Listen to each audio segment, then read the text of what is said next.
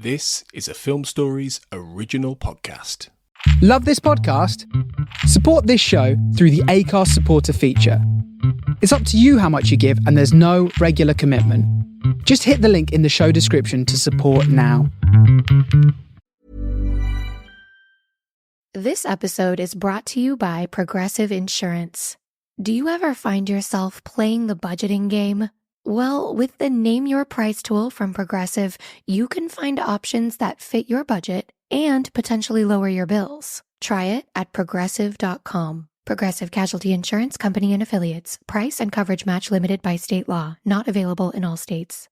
Hi, this is Jonathan Fields, host of The Good Life Project, where each week I talk to listeners about investing in their future by increasing their own vitality. But when it comes to those financial goals, whether it be saving for a home renovation, growing your child's college fund, or travel, life can make it difficult to stay the course. By working with a dedicated Merrill advisor, you get a personalized plan and a clear path forward. Having the bull at your back helps your whole financial life move with you. So when your plans change, Merrill's with you every step of the way. Go to ml.com/bullish to learn more. Merrill, a Bank of America company. What would you like the power to do? Investing involves risk. Merrill Lynch, Pierce, Fenner & Smith Incorporated, registered broker-dealer, registered investment advisor, member SIPC. Ryan Reynolds here from Mint Mobile. With the price of just about everything going up during inflation, we thought we'd bring our prices down.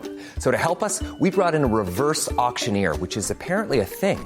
Mint Mobile Unlimited Premium Wireless. How to get 30, 30, bit to get 30, bit to get 20, 20, 20, bit to get 20, 20, bit to get 15, 15, 15, 15, just $15 a month? Sold! Give it a try at mintmobile.com/switch. $45 upfront payment equivalent to $15 per month. New customers on first 3-month plan only. Taxes and fees extra. Speed slower above 40 gigabytes per detail.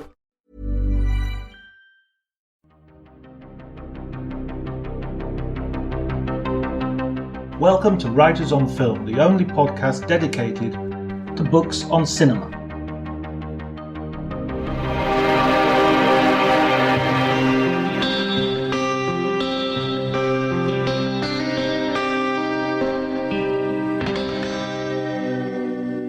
Hello and welcome to the Writers on Film podcast. My name is John Bleasdale. I'm a writer and film critic, and today I'm going to be talking to Jason Wood. Jason is the writer of many books, including single studies on Hal Hartley and Steven Soderbergh. He is currently the artistic director of Home, the Arts Centre in Manchester. But today we're going to be talking about his new book, which is an updated is an updated version of the Faber Book of Mexican Cinema, and particularly the Renaissance in Mexican cinema, which has taken place over the last 10-15 years or so. If you enjoy the episode, please remember to like, subscribe, and generally spread the word. You can also follow me on Twitter at Dr. John T. DRJONTY. But before you do any of that, enjoy the conversation.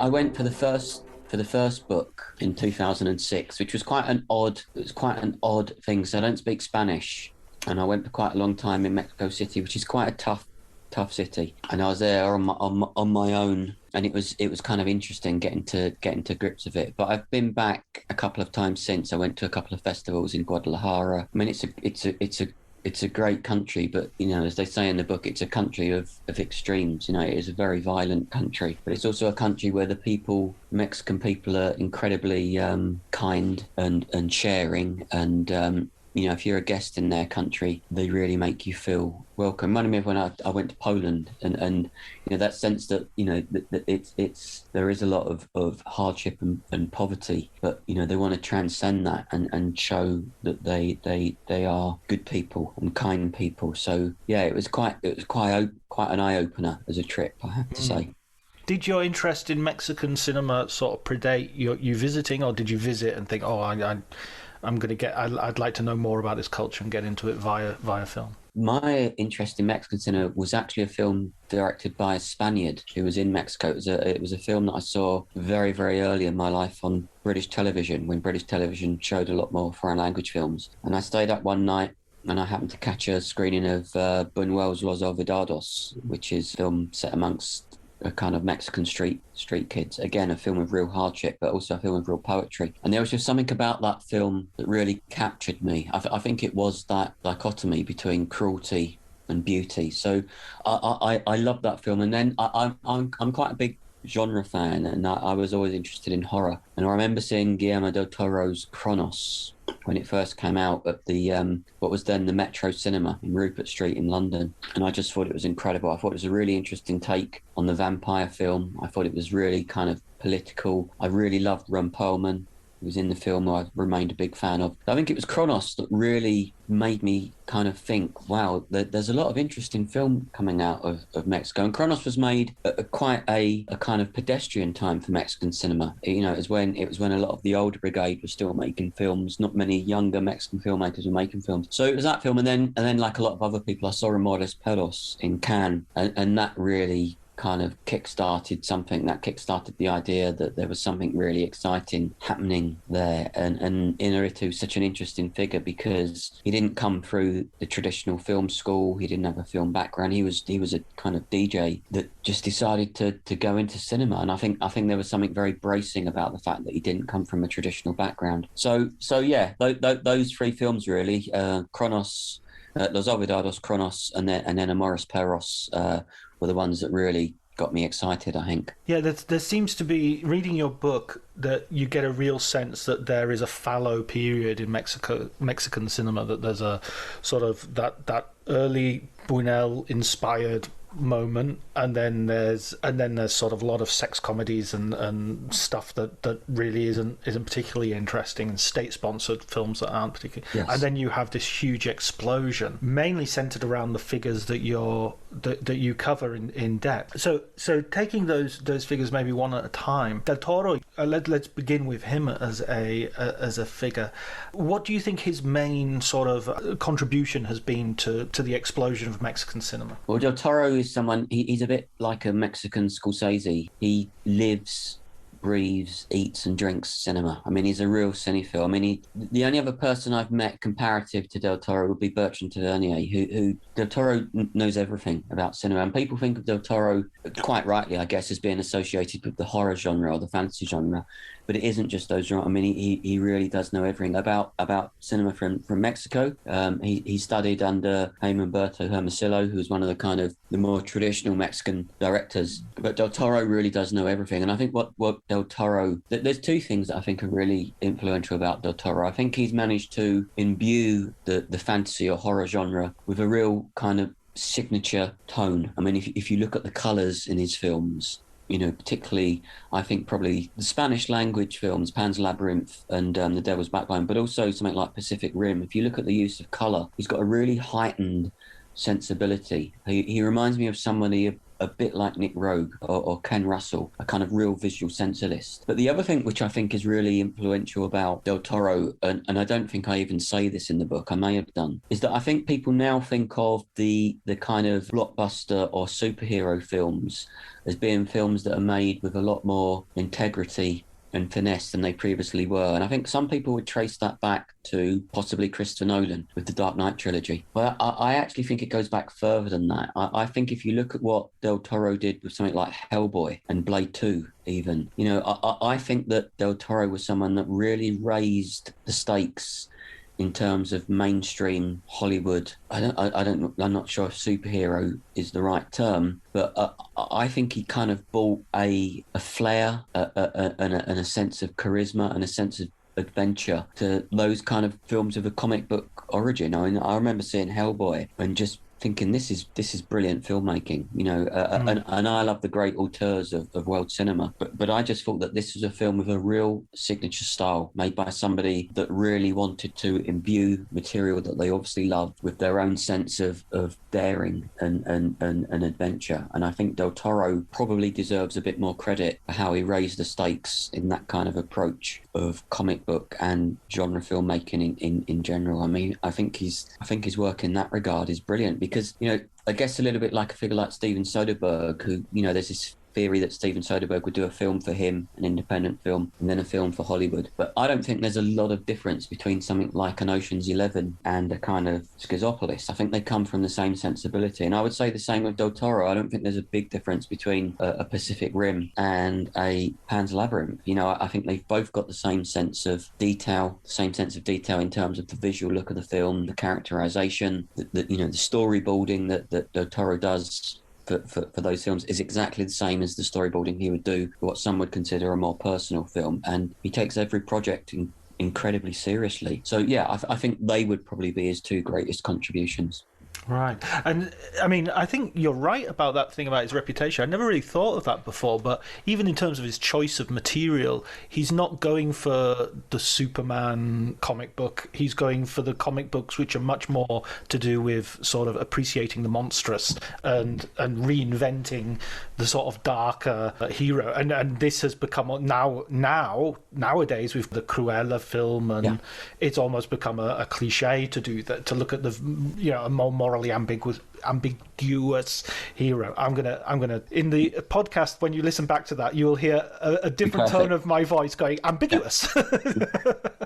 But no, you're absolutely right. I mean, Del Toro's always said he's often more interested in the monster than he is in the hero. And, you know, I mean, I really like the Hellboy character because he is a kind of ambiguous character. You know, he comes from hell. He's full of contradictions and failings, and I think that's what makes him more interesting. And I think that, you know, a lot of people like the kind of anti-hero, and I think Del Toro is exactly the same with his interest in the monstrous characters. And I think if you look at his films and you look at the kind of monstrous characters he's created, you know, you think of the Pale Man in Pan's Labyrinth, and they're just incredible characterizations, you know, and the Pale Man is just one of many. You know, you think of the Faun and again you think of the kind of villains in Hellboy 1 and Hellboy 2, and they're just so brilliantly and vividly realized that you can see that that's where his interest really lays, I think. Yeah, absolutely. I mean, even in The Devil's Backbone, where you have the ghost sort of trailing this stream of blood during the Spanish Civil War, so it almost looks like a red flag. It's you know, there's nothing casual or incidental about the monstrous. It's all it seems to hold a genuine significance. So moving on to Cuaron, you're going to have to correct any of my pronunciation. No, I'm a non-Spanish speaker, so my pronunciation is equally fragile. Okay. We'll just drop in like somebody else's pronunciation. Here, there's what I got from your book, what I got from sort of my own watching of Cuaron's movies, is the sense that there was a real possibility that he could be a sort of Mexican Ridley Scott. He could have gone into Hollywood and just kind of disappeared and produced amazing movies, technically brilliant, but no more Mexican than, you know, G.I. Jane is a British movie. And he kind of doesn't do that. I think that's a really brave decision. Well, I mean, do you think that's you know, am I getting that right? Yeah, I mean, I think the other thing about these Mexican directors, and I know we're going to go through them, there's the kind of big four, if you like. But the other thing with these Mexican directors, they're all incredibly proud to be Mexican. You know, it's for them, it's a real badge of honor. You know, it's a real point of principle. You know, they recognize the contradictions in their country. They recognize the kind of failings of their own film institutions. You know, Cuaron especially has been very critical of some of the kind of state-sponsored cinema and INCINE, which is the Mexican equivalent of the British Film Institute. You know, he's been quite outspoken, but it's because he wants a better cinema for his country. And you know, when Cuaron, like Inarritu and Toro, you know, when they've gone to make the films in Hollywood, they've quite often taken their sensibility with them. You know, I think there is an intelligence to the films that they've made in Hollywood, but they've also quite often taken their crew. You know, Del Toro would often work with Navarro, Inarritu would often work with Prieto, and Cuaron would work with his own cinematographer. So they would take a lot of their key creative personnel with them to make the films. And Cuaron has said to me that he feels that the films that he has made within America do kind of reflect a Mexican sensibility. But what they've also done, even when they've been working in Hollywood, they've stayed very active in what is happening back in Mexico. And it's true of all of the four, Regadas, Cuaron, Inarritu, and Del Toro. They've continued to be spokespeople. Well, I'm going to say spokesmen because they are all men, but spokesperson would be the right term. They've continued to be spokespersons or spokespeople for Mexican cinema, but they've also continued to kind of fight for Mexican cinema, better rights for creative personnel, better support and better industry infrastructure. They've kind of campaigned the political parties to continue to fund with vigor Mexican cinema. They've produced films by up-and-coming Mexican directors. They've attached themselves to projects to give some of these newer Mexican filmmakers coming through a kind of elevation. But I think it's also true that even when Cuaron was and Del Toro were working in America and having that kind of really good run, they were always thinking of projects they could go back and do in their homeland. And obviously Del Toro didn't go back to Mexico, but he went back to Spain with the Devil's Backbone and Pan's Labyrinth, which he kind of counts as Mexican productions. Obviously Cuaron went back more recently and made Roma, which I'm sure we'll talk in more detail about, but he had been involved in producing other films. He was involved in his son Jonas's film Year of the Nail, or Año Uña. He also was involved in producing a film by his brother Carlos Cuarón's Rudo y Cursi, which again reunited the Tu Mama Tambien stars Bernal and Diego Luna. And in Inarritu, although he had actually made a project in Mexico, he did a kind of installation piece. He'd continued to work with Mexican creative personnel, and he'd continued to be very, very vocal about supporting upcoming Mexican talent. And now he has finally found a project that he is going to go back and do within Mexico. So, I think that all of them have retained this idea of Mexican identity and Mexican sensibility. They've all, whenever they've spoken, they've always spoken about how important their Mexican identity is to them. And there isn't a sense, I don't think, that they left Mexico, and once they left Mexico, they kind of closed the door on it and forgot about it. I think they all kind of kept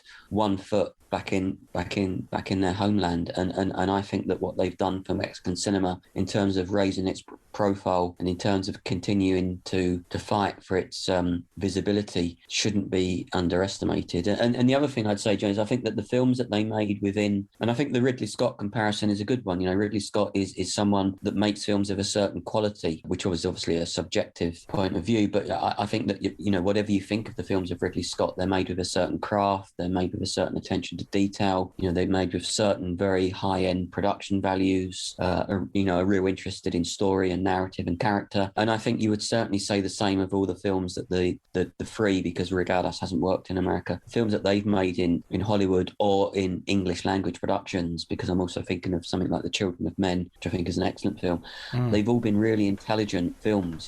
There's an intelligence to them. They're not just kind of, to put it bluntly, it's not obviously films that they've just gone and made for the money, for the paycheck. Right. It's obviously films that they've gone and they've made because they really believe in the material. And I don't think that they're directors that are going to take too kindly to being told what to do. I think that their vision and their sensibility is so strong that when they come aboard a project, they really kind of take control of it and make it their own. Yeah, no, I mentioning Children of Men, I mean, even Harry Potter, the third Harry Potter, The Prisoner of Azkaban, I remember watching that at the cinema with my girls. See, I have to say that I went with my daughter and loving it and loving that film and thinking very early on, this has such a feel for England. This has such a feel for wet pavements. And then when I saw Children of Men, just being blown away by it. I mean, Children of Men is one of my favourite films of this century, undoubtedly. There's also a sense that the four filmmakers, as well as going back to Mexico, as well as sort of what you said in terms of bringing their crew with them and there being a very much back and forth. There's also a great back and forth between them as well. This you get the feeling that there's a great sense of cooperation. Del Toro turns up at Inarritu's door to help him with the editing for Amores Perros, for instance, is one incident that you bring up in the book. That feels almost unique. I mean, I don't get the feeling that I don't know, maybe going back to the 70s and Spielberg and Lucas showing everybody Star Wars and Brian De Palma ripping it to pieces. Maybe a more negative example, but I don't get it feels rare to have that level of collaboration between essentially competitors. They're all really close friends. They're all very, very supportive of each other, and you're right, they comment on each other's work, they see each other's work, and I would imagine there is a competitiveness there, but I think it's more done out of a solidarity. And the interesting thing is, and I say this in the book and I've said it before, is that the directors, the three, Cuaron, Del Toro and Inarritu, are the ones that have had the huge success, but the filmmaker that they really admire is Regadas. Right. I think they really regard Carlos. They regard themselves as artists, and I don't mean that in a kind of rarefied way. They see themselves as craftspeople. They take their craft really seriously. But I think they really see Carlos Regadas as the true artist amongst them. They see him as coming from a probably more art house or auteur background, and they really make sure that he is included in kind of all the dialogue about Mexican cinema, which I think Regadas finds quite funny, because the films of Carlos Regadas I think are very, very different to those films, which again shows the strength of depth in Mexican cinema. I think Mexican cinema isn't just one kind of filmmaking. I think it's incredibly diverse, which is something that I tried to show in the kind of update of the book, the diversity in Mexican cinema. But Regadas is kind of from the Tarkovsky school of art house, very serious art house cinema. I also think that Regadas is quite possibly a genius, but I think that Cuaron, Del Toro and Inarritu, I think envy is the wrong word, but I think that they see Regadas as working completely on his own, without any kind of commercial imperatives, without any need to satisfy. The films of Carlos Regadas are genuinely independent. They're not made with a certain box office in mind. They're quite often made with one or two independent producers. So that there isn't this need to be making the film for an audience. And I think if you work in that way, I think you must have a great sense of freedom, which isn't to say that the other three don't work with a sense of freedom, because I think they do. I think that they're making films not necessarily to achieve a certain commercial or box office revenue. I think they're making the films because they believe in them. But there obviously must be, for the most part, they're studio-funded pictures. There must also be a certain pressure to deliver certain audiences. And I think that they see that Regadas works in a way which is completely independent from that, which is why I think that, Cuaron returning to Mexico to make something like Roma, I think was probably an attempt to make a film which is more in the slightly personal Regadas mode, and I think that the next project which Inarritu is doing, which he's working on at the moment, will probably do something similar. But you're absolutely right. The friendship and camaraderie amongst them is very genuine. And, when I was doing the follow-up book, it was very much, and they're all very generous people. I'm not just saying this to try and curry favour. I've interviewed lots of, as I'm sure you have, lots of famous directors, and for the most part the experience has always been pleasant and pleasurable. But the thing I'll say about Del Toro, Inarritu and Cuaron is they're incredibly genuine and generous people, and they've been very, very good to me and very kind and very supportive. And they've all reached a certain level of fame where they have assistants and PAs and people surrounding them, as all creative talents and directors do once they reach a certain level of Oscar winners, if you like. Right. But I would send them an email and they'd reply. I think they really appreciated that I tried to do something from the cinema of their country, and that gave me a certain direct route to them. But just going back to the idea of their friendship, they were all very clear that they would, and they're all very busy. They made it clear that they would take part in the second book as long as each of them was in it. It was very clear that Del Toro was, I think I can be free.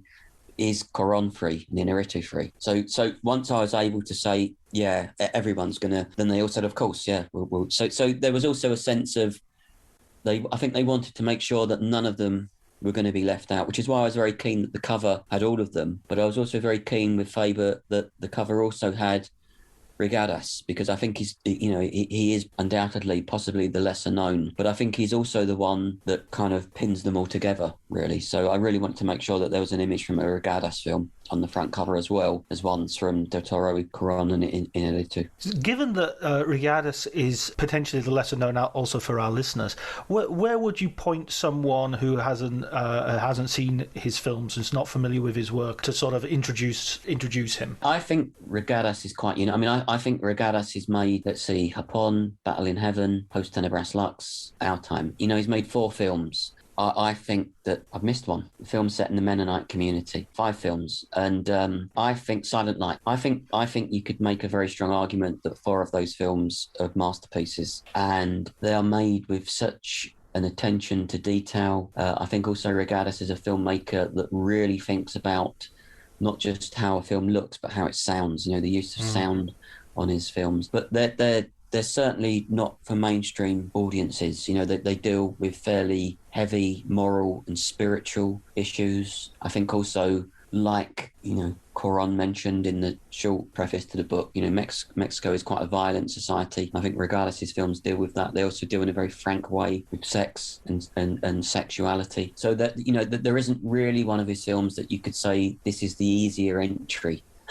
I guess if someone listening wanted to check out one of his films, I think probably Silent Light is the one which is probably easier to immerse yourself in. It's certainly one with the least sex and violence. It's very much inspired by the Danish filmmaker Dreyer, and it's about a relationship, but it's a film that requires a leap of faith because something happens in it that you need to just kind of go with, which again is inspired by Dreyer. And I don't want to spoil it, but I think that would probably be the one to start with. But if you're watching a film by Regadas, you need to be prepared to be challenged intellectually, which doesn't mean the films are not pleasurable because they're so brilliantly made, but they are certainly very, very different to the films of Cuaron, Inarritu and Del Toro.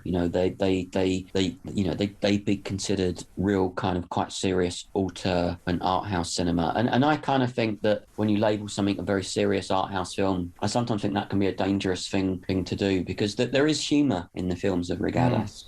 Undoubtedly, there are things that are funny, and he's a very funny man. He has a very strong sense of humour. So I think to just kind of label them these austere kind of rigorous things that you have to force yourself to sit through, I think does the films an injustice. But you certainly need to be prepared to pay attention, and you certainly need to be prepared to not necessarily be given a kind of quick fix of entertainment. But I genuinely consider the films to be quite brilliant and in their own way quite unique. And we spoke about the other filmmakers that these directors have all kind of supported, and Carlos Regadas has been a kind of long time producer and executive producer for another Mexican filmmaker who's in the book called Ama Escalante, who I think is one of the other really interesting kind of younger generation of Mexican filmmakers, and Regadas has produced a number of his films. And the films of Ama Escalante, like the Regadas films, they're a little bit more kind of auteur driven. But the last Ama Escalante film would be a really good one for listeners to check out. It's called The Untamed,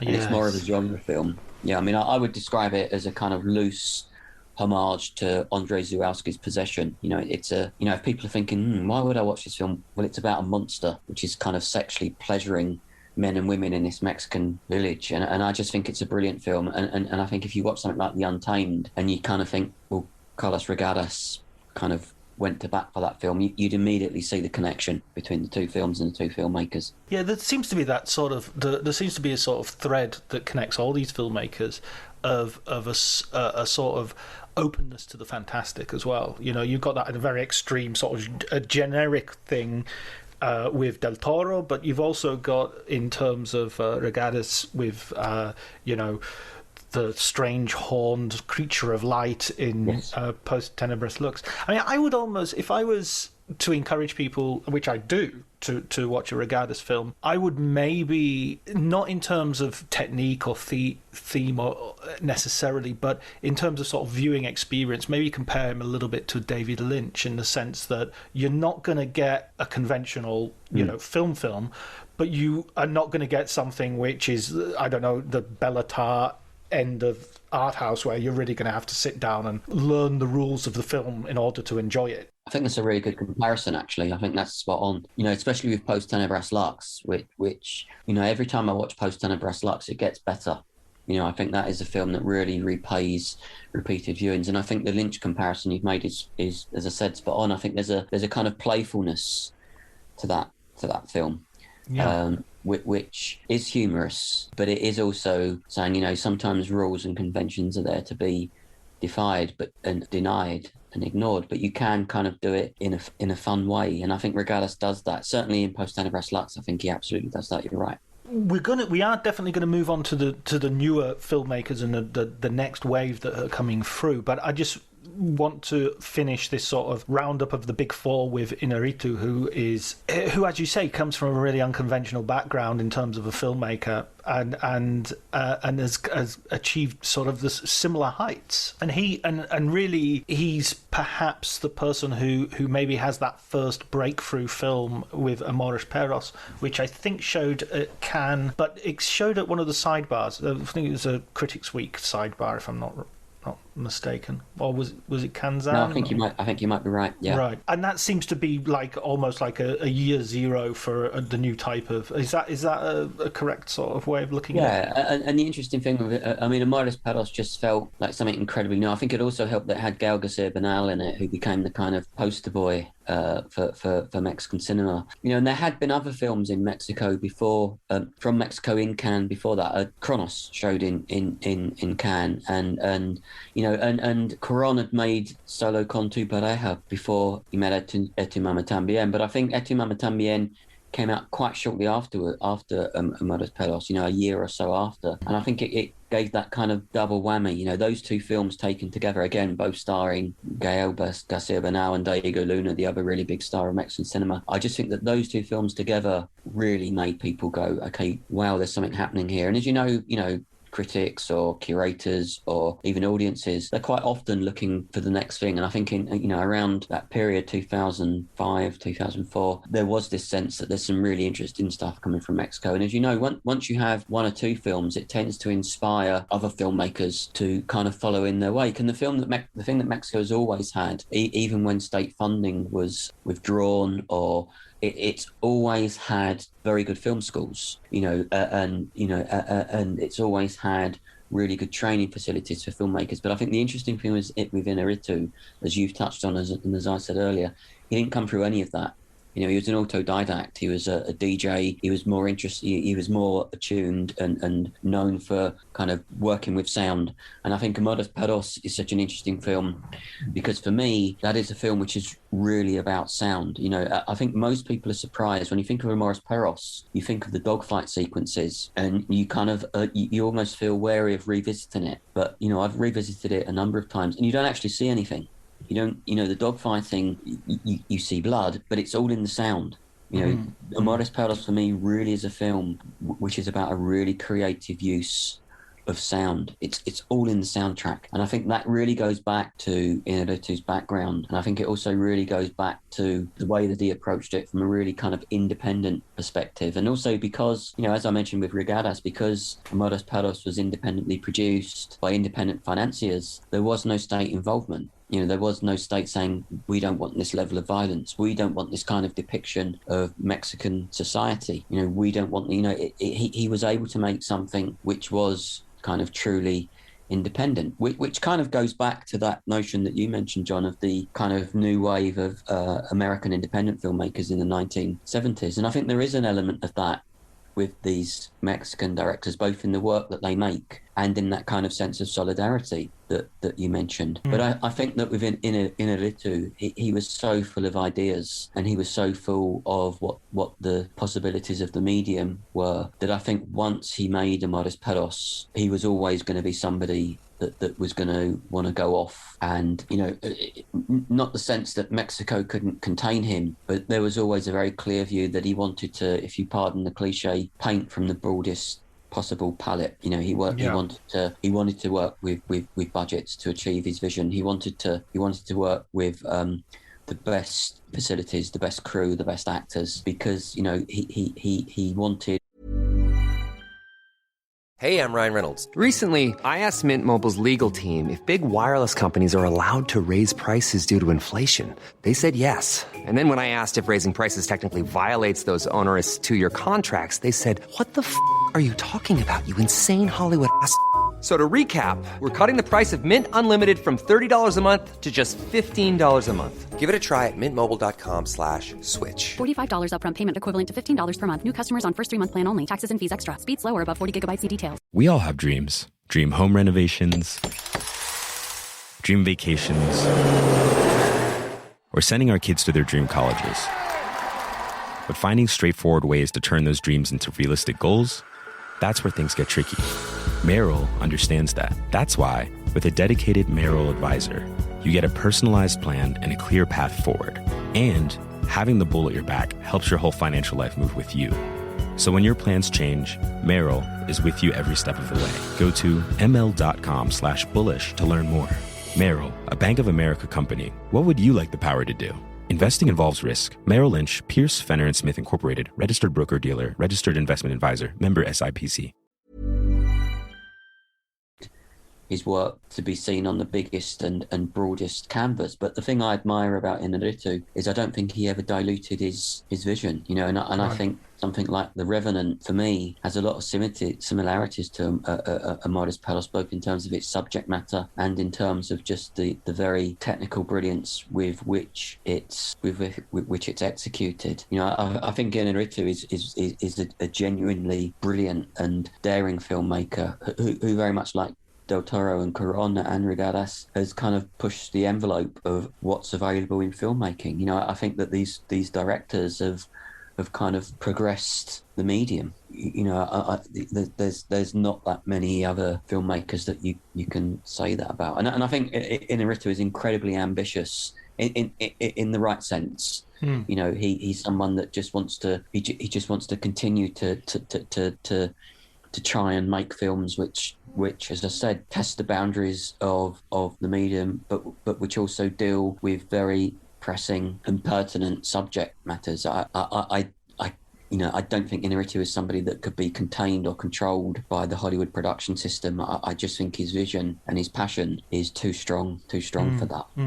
I'm also really interested in the way that there is so much technical adventurism, in the sense that, you know, with Amores Perros, they use the bleach bypass technique, which you detail in, because you have a chapter on the making of the film, and then he seems to kind of like, okay, done that, and discard it. You know, I don't need that anymore. I've done it for a couple of films, and I'll go on. And also the fact that they're doing long takes, they're doing these things which nowadays is almost become, again, it's influenced so many other filmmakers and TV shows that they're moving on. But if it was just a technical, stylistic experimentalism, there'd be a limited interest. But it's the fact that the content, the narrative, the characters are so interesting as well. It's not that, you know, we brought up Ridley Scott earlier, and he is a superb stylist, I totally agree. But he's also kind of only as good as the script he's got. Yeah. Whereas with these guys, they are writing their own stuff as well as directing, and that auteurism seems to be the root of their success, or their continued success. Yeah, I mean, I think, again, you've hit the nail on the head. I think that with their films, there is this sense of formal daring and experimentalism and technical brilliance. I mean, if you think of something like Gravity, which just, when that came out, you know, that film just it blew people away. But I think there is also this, I think they managed to ally that with a really strong sense of character. And again, I'm going to labour it now that you've mentioned it, and it's stuck in my mind. I think that's something that was similar with the American filmmakers of the 70s, you know, Friedkin, Lumet, Pakula, you know, who are making quite often quite political films. But I think those films had a stylistic brilliance, but they were also underpinned by brilliant characterization and brilliant scripts. You know, again, you think of Scorsese and his collaboration with Paul Schrader. You know, these were filmmakers that were interested in the possibilities of the medium, but they also wanted to take audiences on a journey in terms of the narrative and the narrative trajectory, but also the characters that they were asking you to invest 120 minutes or 90 minutes or whatever the running time with. And I think that, you know, what underpins all of these films is this sense of character. I mean, if you think of Birdman, you know, in Inarritu's film, you know, Michael Keaton character is basically, pardon my French, an arsehole.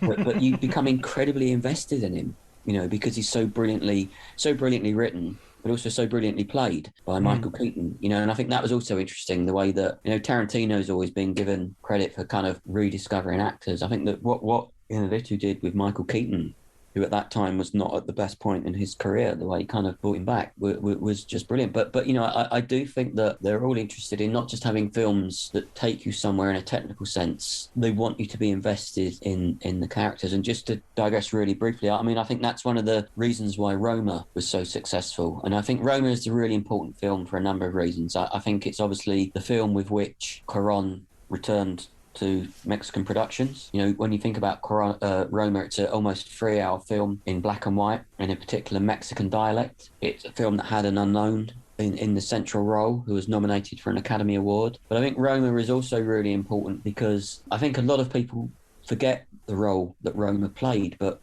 Roma was the first kind of Netflix film to not just be invited to festivals, but to win major prizes. You know, I think Roma really changed things for Netflix. But what Cuaron also did, Cuaron was the first director to really say to Netflix, okay, look, I love the fact that you've given me this creative freedom. I love the fact that you've given me this budget. I've delivered to you awards and festival prestige, but I want my film on a cinema screen. Yeah.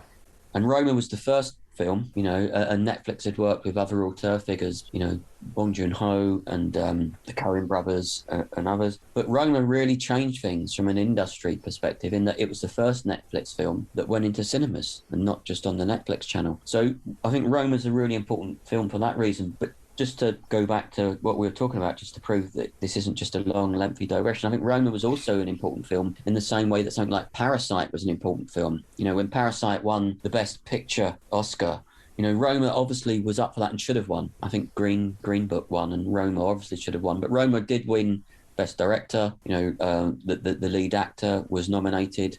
Cuaron, who shot the film himself, was nominated for Best Cinematographer. But I think Roma, alongside Parasite, was a film which really changed audiences' perspectives of watching films with subtitles. You know, Roma was not just a critical and cultural and awards success, it was a commercial success. You know, that film was seen by a lot of people, both on Netflix and in cinemas. So I think that something like Roma kind of paved the way for Parasite, which really broke down the door because that did win the Best Picture, you know, for a foreign language film. And then you did have Bong Joon-ho in his acceptance speech saying that, you know, the 1-inch subtitle shouldn't be a barrier to audiences. And that's all true. But I don't think that would have been possible without Roma. And this is where I bring it all back together to prove that I haven't just gone off on a...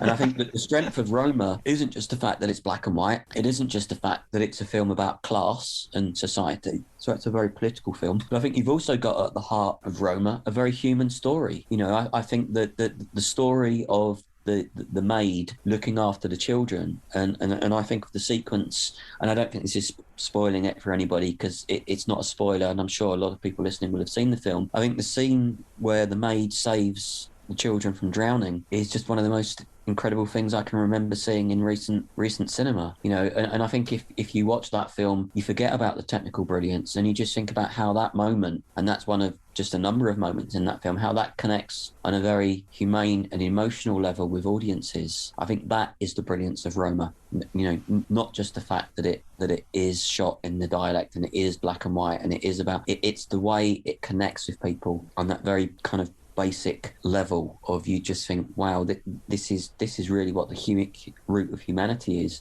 kindness and compassion and a sort of visceral connection to cinema. And it is kind of ironic that it came through Netflix because of this, because, you know, no film has ever well, no, that's a way too grand exaggeration, but it is a film that vaunts its cinema-ness, if you know what I mean. It's even got a scene in a cinema where the maid is abandoned by her scurrilous boyfriend. Staying with Oscars and achievement and awards, I mean, I noticed that you and we talked about the cover of the book already as well. You've got them brandishing their Oscars on the cover, and personally, I'm a little bit of a sort of anti-Oscars person, merely as a corrective to the way it gets argued about on Twitter, basically. Having said that, I always watch them and I always care passionately about who wins and who loses. But yeah, you really wanted to underline that, you know, I mean, I remember Chariots of Fire winning the Oscars and Colin Whelan shouting, "The British are coming, the British are coming." Well, I mean, the Mexicans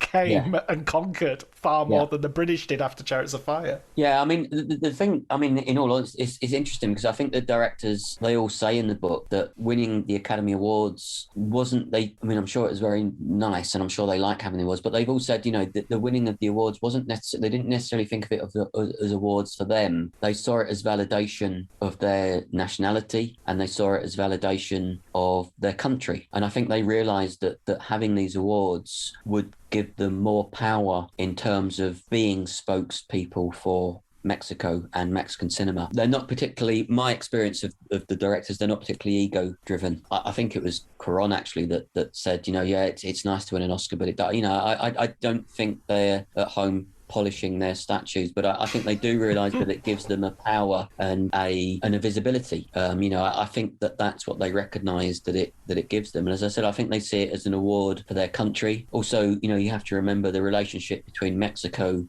and America, which has always been fraught with difficulty, and especially in the era of Trump, you know, where Trump was building the wall and making racist and derogatory comments about Mexico. You know, Mexico's a country which has always existed in the shadow of America, and I think that these awards proved that it was coming out of the shadow. I mean, the front cover, if I'm being honest, you can understand. I mean, when the first book came out, there was never going to be any discussion that the front cover was going to be Gal de Garcia Bernal, because they knew it would sell copies. Right. And I think that with this cover, there was a sense that and I'm not disagreeing, the publisher wanted the pictures with the directors with their Oscars on the cover because they knew that it might attract readers possibly that weren't, perhaps, you know, that maybe weren't as interested in Mexican cinema because it was Mexican cinema, that they're interested in films that were kind of high-profile films that had won awards, and I have no problem with that. But you know, I did say to Faber, and they're a great publisher, and they you know, they've been very good to me. I said, you know, I think the directors would be disappointed if it was just them on the cover. I think they would want to see some of their compatriots on the cover. So, you know, it was always going to be a kind of montage sleeve that would have some of the other filmmakers as well. And I certainly said to Faber that, you know, the big three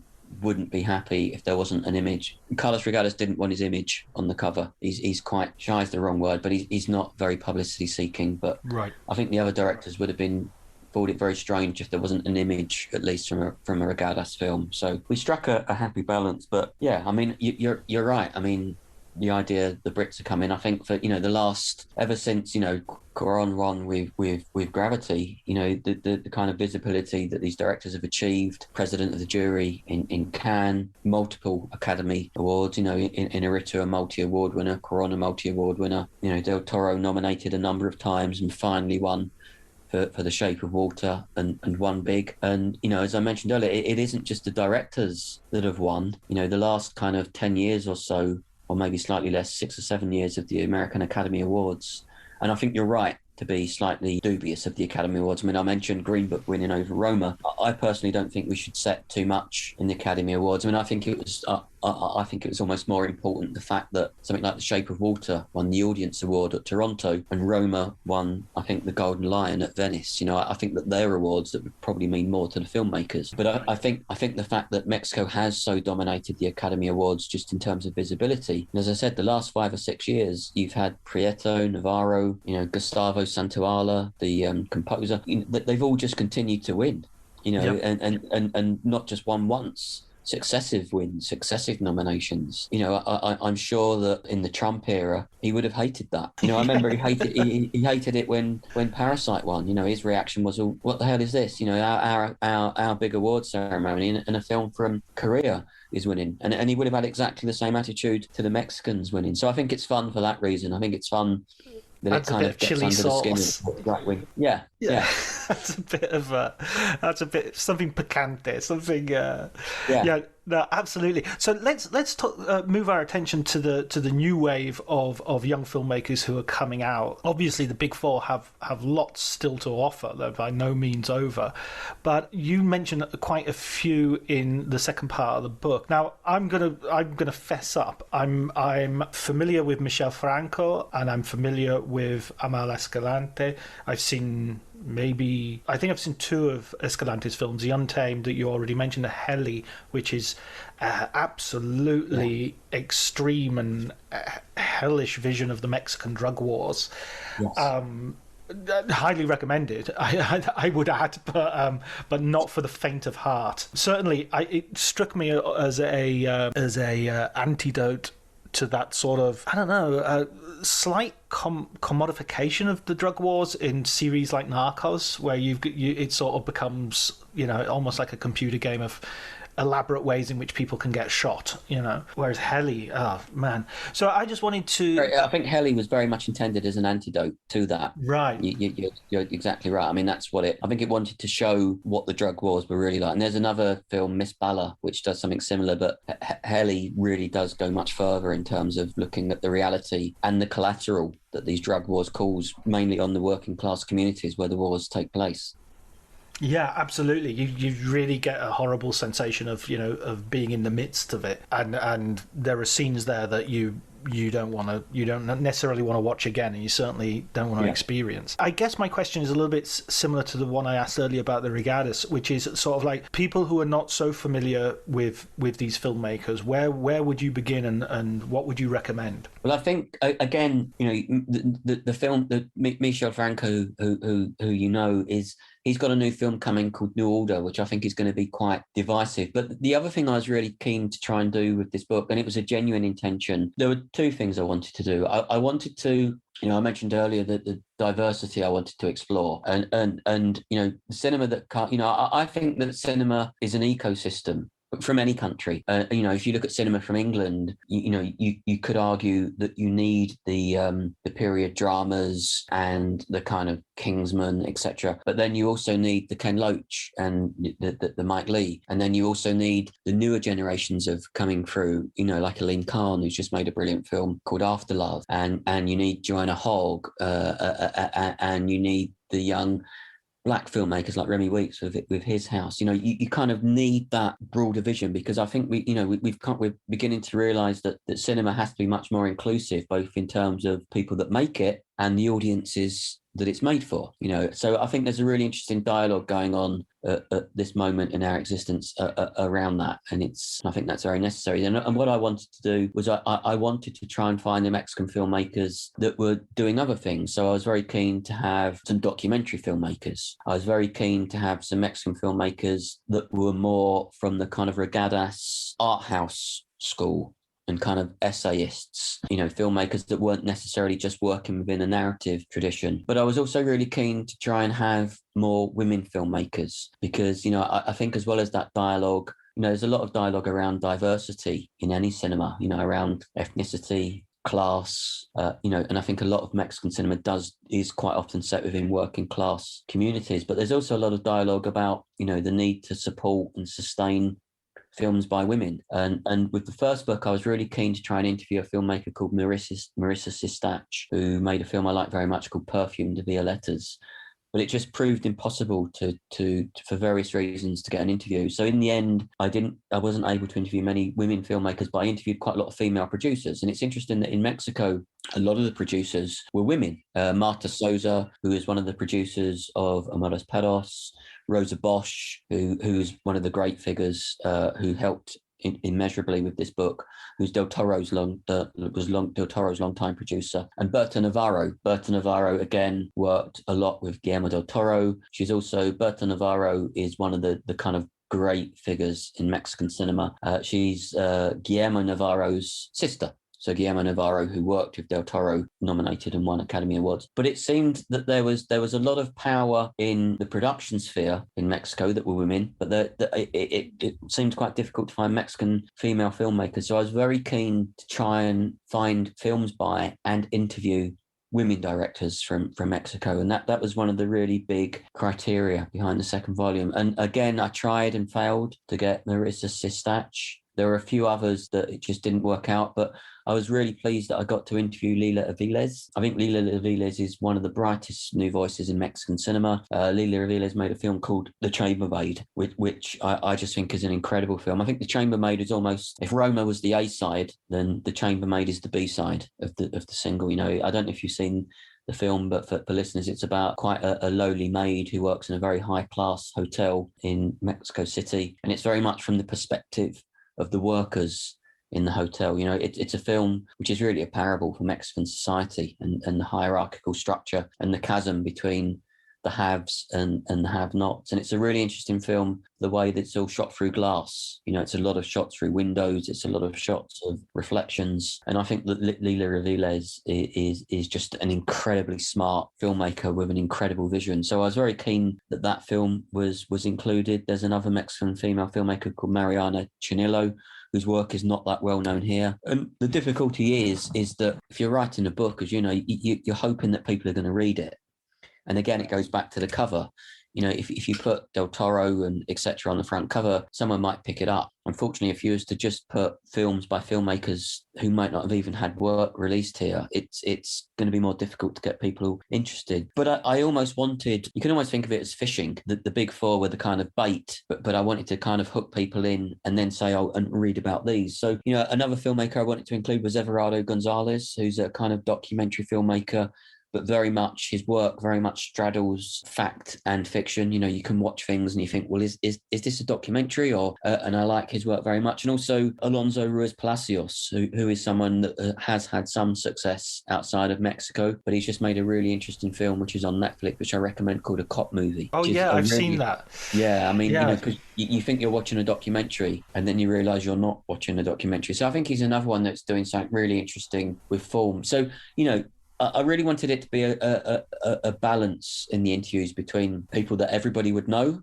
you know, the ones we've mentioned, people that some people would know, you know, Amat Escalante and Michel Franco, and then people that people would discover, you know, Lila Reveles, Mariano Chileno, Everardo Gonzalez. I got slightly lucky because the chambermaid, the Lila Reveles film, was released by New Wave, who also released Carlos Regales' Our Time. And the film did well, you know, it played at festivals and it achieved a certain kind of visibility. So that helped in terms of having Lila Reveles involved. And I think anyone with a passing interest will probably be aware of the chambermaid. So I did want to try and untangle the idea that, like a lot of other film industries, the Mexican film industry still has a way to go in terms of parity between the amount of men that make films and the amount of women that make films. So that was something that I very wanted to kind of touch upon in the book. I think there's a real sense, as I got to the end of the book, of sort of just, well, first of all, collecting a list of films that I want to catch up on and find and ferret out, but also the sense that this isn't going to be the final edition of the book, that there's going to be, in 10-15 years time, you're going to have to do a new edition, because this momentum feels like it's continuing. Yeah, and you know, unfortunately, as soon as you do a book, there'll be, you know, I've seen, you know, in Cannes, Directors Fortnight in Cannes and in Critics Week in Cannes, there's 6 excellent Mexican films which at the time of writing the book, you know, it was very much completed over lockdown. These films weren't made. So, you know, there's already 6 or 7 other films that I'm thinking, okay, you know, people are going to read this.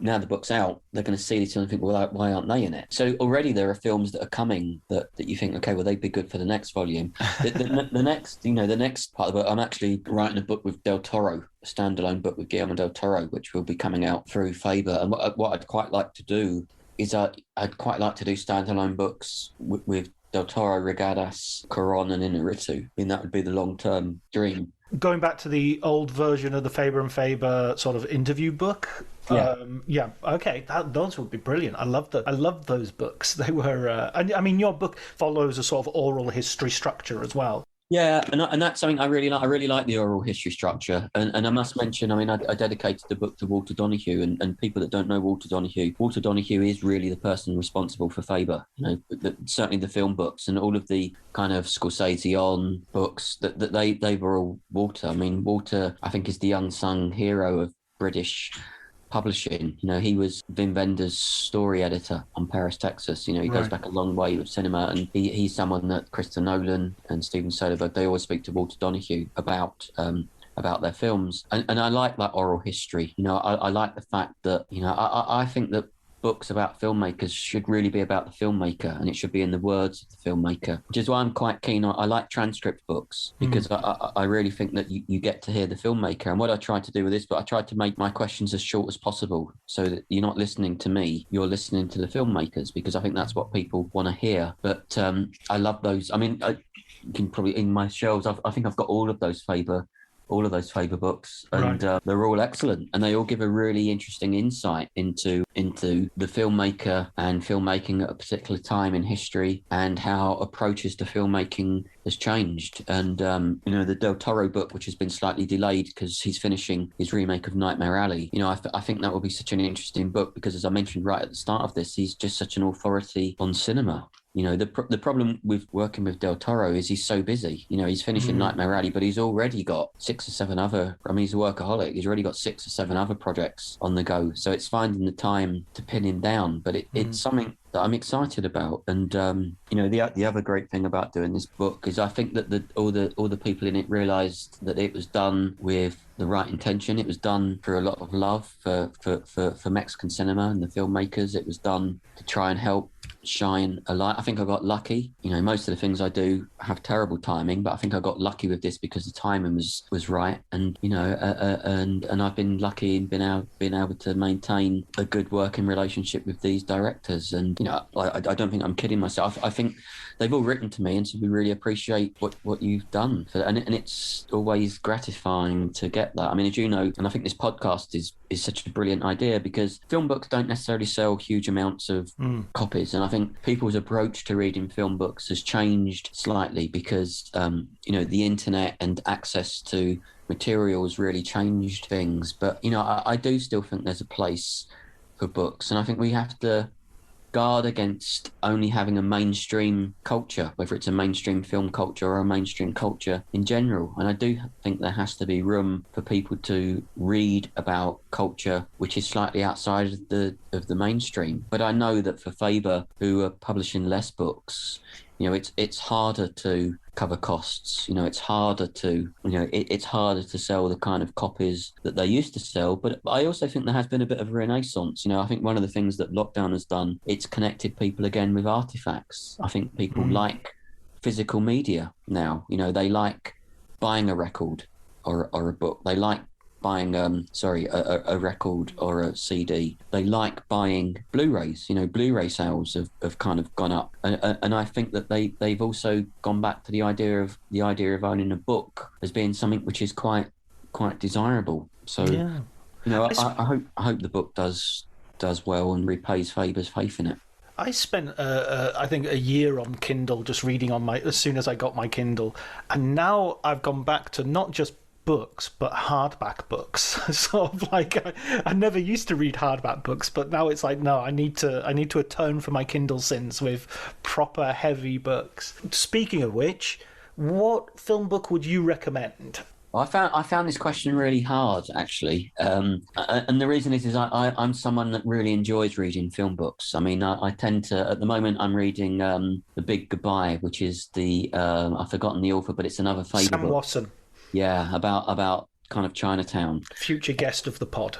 Yeah, you can tell him, I think it's an incredible book. It's an incredible book. It is, isn't it? Obviously, Chinatown is a difficult film at the moment to talk about and write about because of Polanski. But that, that's a book which isn't just about China. It is about this kind of changing of the guard in Hollywood. It's a brilliant book. So I found it really hard to pick one book, and without wishing to be greedy, I kind of narrowed it down to 3 books. I narrowed it down to Paul Cronin's book on Werner Herzog, Guide to the Perplexed, which I think is brilliant. I like Colin McCabe's book on Jean-Luc Godard, which I think is brilliant because I'm a big Godard fan. Unfortunately, I've picked all books by men, for which I do apologise. But in the end, I've gone for The Story of Film by Mark Cousins. Mark Cousins, yes. Now, the reason I've gone for this book is that Mark Cousins is someone I know a bit, and he's a really passionate advocate for cinema. But because I do read a lot and because my whole background is in cinema, I really like it when I discover something which I can use as a learning tool.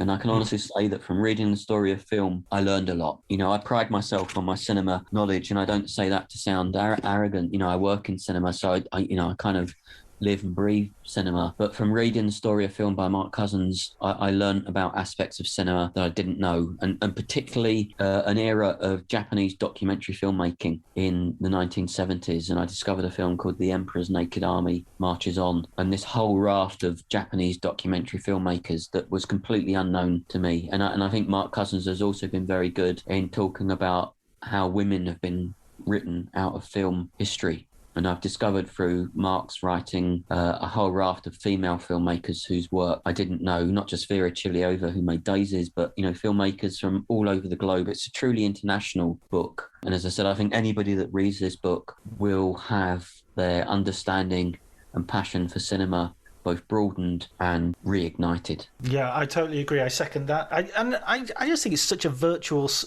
circle that you read and then you end every book with a list of other films to watch. You watch those films and then you want to find out more about those filmmakers or that particular time in history, and you go back to it and you root out another book, and it has this relationship. The last thing I wanted to mention was the fact that when you were talking about fishing with the big three or the big four Mexican filmmakers, I think that's an example of those filmmakers would actually like that idea. That yes, that's exactly, we want to use our fame and our Oscar pictures to get people to buy this book to find out about these other filmmakers who are coming up behind us and towards us.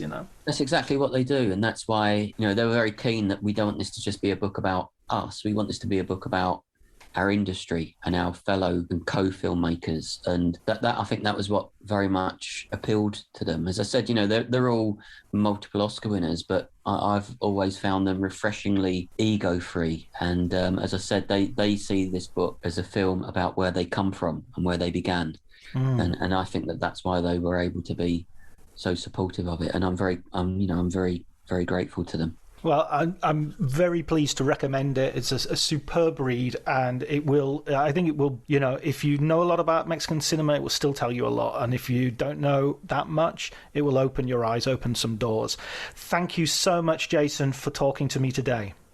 Thanks very much. It's been a real pleasure. And as I said, I think that what you're doing with this podcast is such a brilliant idea. And it's been great coming on and having a really insightful and entertaining conversation about it. So my thanks to you, John.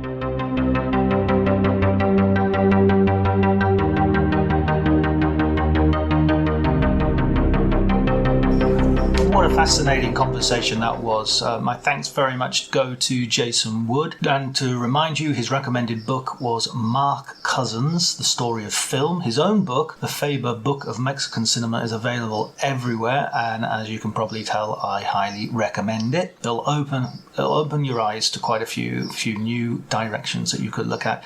And if you already are au fait with Mexican cinema, there's still plenty to learn. Thanks very much for listening. Thanks very much also to Elliot Atkins for the music included in the podcast, and I'll see you next week.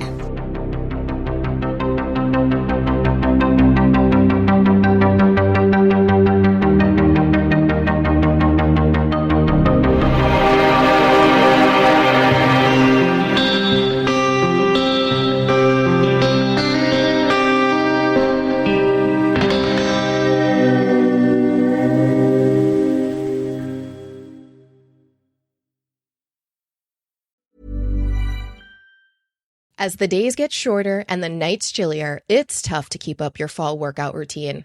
Thankfully, there's Alo Moves, the app that brings workouts and wellness to the comfort of your home. Join alomoves.com with code ACAST for a 30-day free trial and 20% off an annual membership. From yoga and Pilates to sound baths and meditations, Alo Moves has it all, with classes made to fit every schedule. Find your perfect wellness routine anytime and anywhere with code ACAST at alomoves.com. If there's one thing that my family and friends know me for, it's being an amazing gift giver.